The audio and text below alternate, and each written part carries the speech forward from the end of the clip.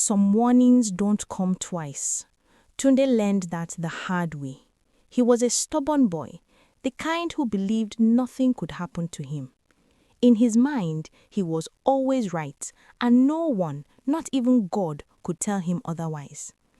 Then one night, as the world around him slept in silence, a voice broke through his dreams, clear, firm, unmistakable. Do not go to the river tomorrow. Tunde's eyes snapped open, his heart pounding heavily in his chest. He sat up, breathing fast, looking around the dark room. Everything was quiet again. No voice, no sound, just silence. For a brief moment, fear crept into his heart, but then he shook his head and lay back down. It's just a dream, he muttered, and within minutes, he fell asleep again. Morning came bright and calm, as if nothing had happened. Then, just like every other day, his friends called out from outside, "Tunde, come on, let's go to the river." Tunde stepped outside slowly. The sunlight warmed his face, but his mind wasn't at peace. The warning echoed again, "Do not go to the river tomorrow." He paused. Just for a second, he could stay back, he could listen. But then his friends laughed. "What's wrong with you?" one of them teased. "Are you scared?" That word hit him. Scared? Tunde straightened up immediately. "I'm not afraid of anything," he replied. And just like that, he made his choice. He followed them. The journey to the river felt normal. They joked, they laughed, they threw stones and chased each other along the path. Soon they arrived. The river was calm, beautiful.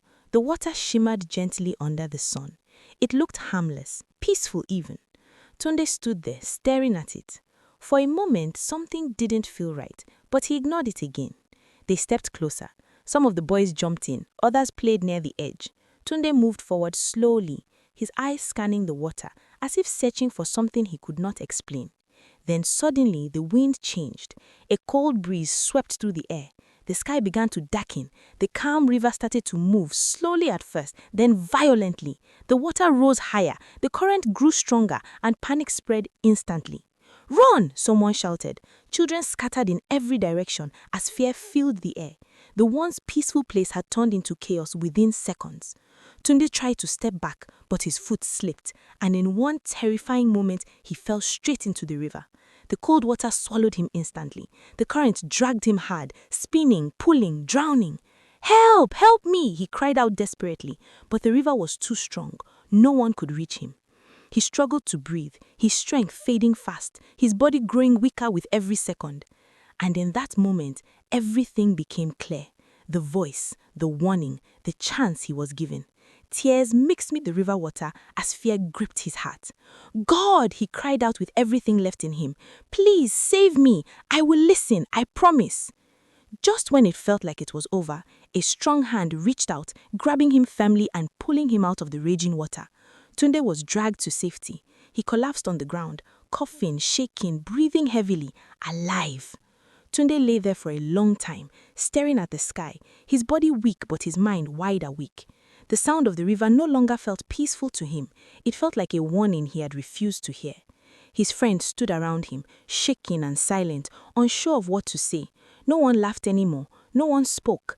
In that quiet moment, Tunde understood how close he had come to losing everything, not because he was never warned, but because he chose not to listen. The storm began to settle, and the river slowly calmed again, but Tunde was no longer the same. That day changed him forever.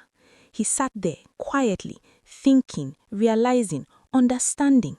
From that moment on, Tunde never ignored a warning.